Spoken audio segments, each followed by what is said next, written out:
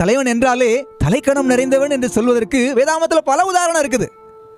ஆனால் அதே வேதாகமத்தில் தலைமை என்றால் தாழ்மை நிறைந்தவன் என்று சொல்வதற்கும் சில உதாரணங்கள் இருக்கத்தான் செய்கிறது. 1 நாளாகமம் 29வது அதிகாரத்தை எடுத்து படிச்சு பாருங்க. தாவீது என்கிற ஒரு மனிதனுடைய தாழ்மையை மிக அருமையா படிக்கலாம்.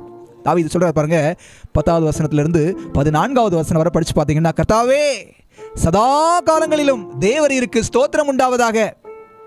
தேவரீர் எல்லாருக்கும் தலைவராய் உயர்ந்திருக்கிறீர். ஐஸ்வர்யமும் கனமும் உம்மாலே வருகிறது.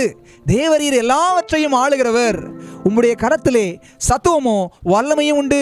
எவரையும் மேன்மைப்படுத்தவும் பலப்படுத்தவும் உம்முடைய கரத்தினால் ஆகும் அப்படின்னு சொல்லிட்டு ஆண்டவரை புகழ்றாரு, ஆண்டவரை உயர்த்துறாரு. சொல்லிட்டு தன்னை பத்தி சொல்றாரு. என்ன சொல்றாரு?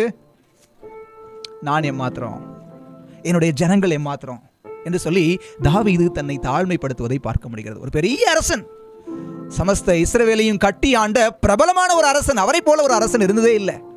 அந்த ஒரு தலைவன் எவ்வளவு தாழ்மையாக நடந்து கொண்டான் பாருங்கள். எல்லாமே ஆண்டவர் கொடுத்தது, நான் ஒன்றும் இல்லைப்பா, இது இல்லை தாழ்மை. அதே தாவீது தன்னை குறித்து சொல்லும் போது தான் ஒரு செத்த நாய். யாராவது நம்மளை பார்த்து நாயின்னு சொன்னா நம்ம ஏற்றுக்குவோமாங்க? நாயின்னு சொன்னாலே நம்ம ஏற்றுக்க மாட்டோம். அவன் சொல்ல, நான் ஒரு செத்த நாய், நான் ஒரு தெள்ளு பூச்சி, நான் வந்து மனுஷன் கிடையாது, நானும் ஒரு புழு அப்படின்னு சொல்லி தன்னை எந்த அளவுக்கு தாழ்மைப்படுத்த முடியுமோ அந்த மனிதன் அந்த அளவுக்கு தாழ்மைப்படுத்தினான்.